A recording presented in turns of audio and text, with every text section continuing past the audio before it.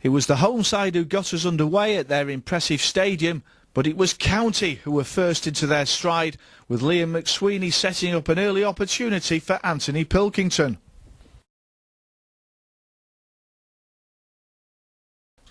A fantastic run from Carl Baker created a shooting opportunity for Tony Kane, who just missed the target. The full-back on loan from Blackburn Rovers seemed to slip just as he was about to strike the ball. It was a fantastic piece of skill from Baker, who left 3 defenders in his wake. He slipped the ball into Kane's path, who'll be disappointed that he didn't test the goalkeeper.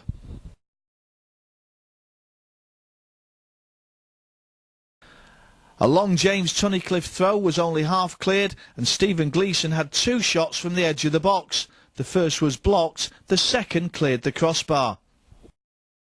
County continued to pile on the pressure, with Gleeson this time turning architect. Carl Baker, unfortunately though, couldn't get enough power in his shot to trouble Willie Gurray.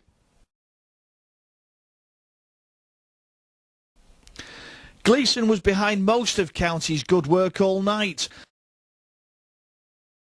and this surging run was typical of his performance.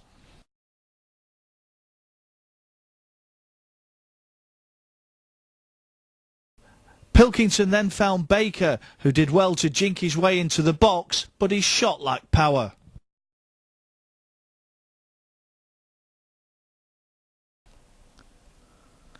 Dons hadn't threatened until the 14th minute, but when they did, they almost took the lead.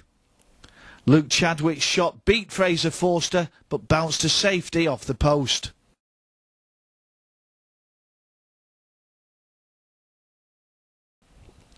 The winger on loan from Norwich could not have come any closer.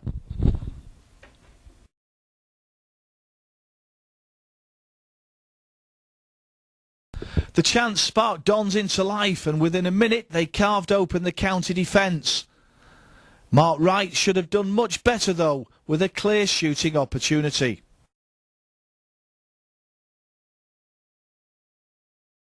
Dean Lewington was involved again when he released Alan Navarra down the left. The midfielder pulled the ball back to Wright, who was again off target. County responded when Peter Thompson headed on Forster's long clearance to Anthony Pilkington. The winger cut inside, but missed the far post with his curling effort.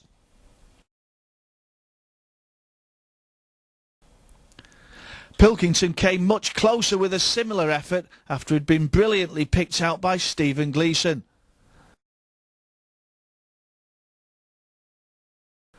The former Atherton Colliery's man was just inches away from giving County the lead.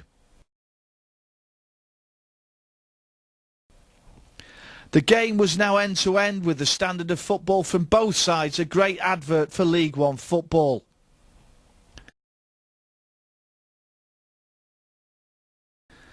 This dangerous Dons move ended with a timely headed clearance from James Tunnicliffe.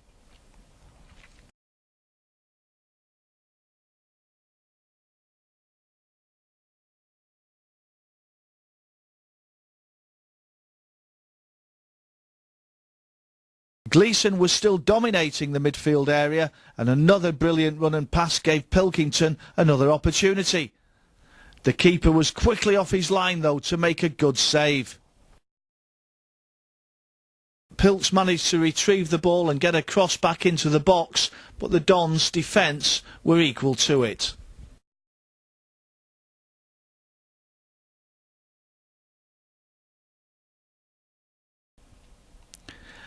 Gurray had to time this run to perfection. The slightest of errors could have resulted in a penalty.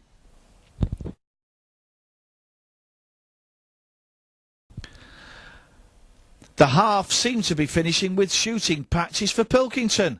While Baker's pass gave him another chance, this time his low drive was blocked.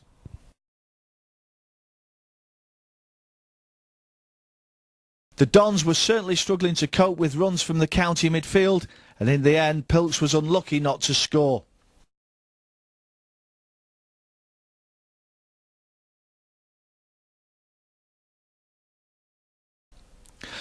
Disaster struck deep into first half stoppage time when the home team took the lead. Peter Levin spotted a good run from Ali Gerber and the Canadians' finish was excellent.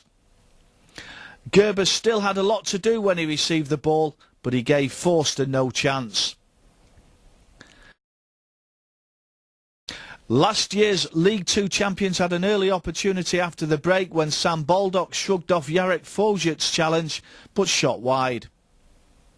County made the most of the let-off by grabbing an equaliser on 58 minutes. Pilkingson's in-swinging corner eventually found its way to Jason Taylor, who turned and scored from close range.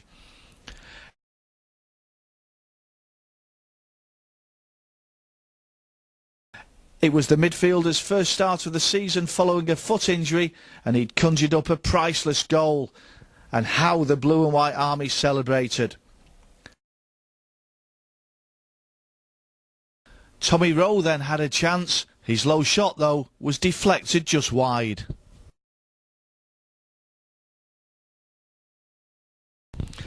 Levin and Wright then combined to set up a near-post chance for Gerber.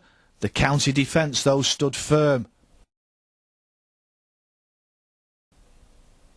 Dons fans had a scare when Gurre decided to do a little dribbling in his own penalty area.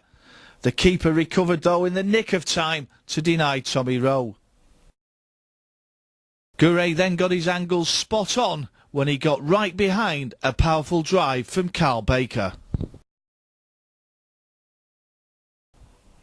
At this point, the home fans turned up the volume as their side began to give the County defence a stern examination.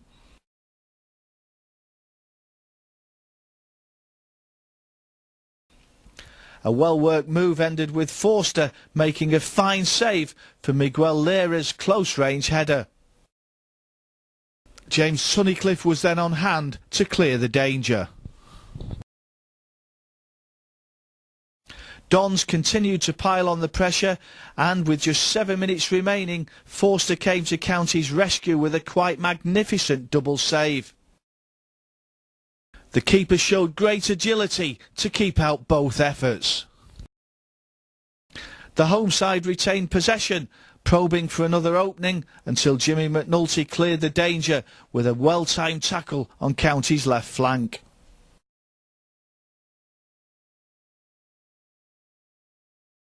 It was Sean Cummings who delivered a great ball in from the right. Kevin Gallen and Peter Levin were the players denied by Fraser's brilliance. Forster was in action again when he punched away a corner, and when the ball came back in, the keeper was grateful that Sean Cummings blazed a shot wide of the target. Then, with just seconds remaining, County hit Dons with a classic counter-attack. James Tunnicliffe hit a glorious crossfield ball to Rowe. The winger's cross was right on the button, and Dean Lewington, under pressure from Paul Turnbull, appeared to get the final touch to beat his own keeper.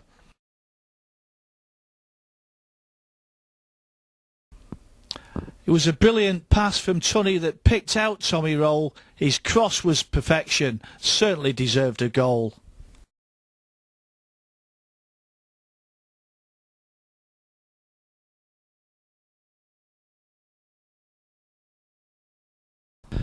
There was still time for one last Dons attack, but once again, Fraser Forster was equal to it.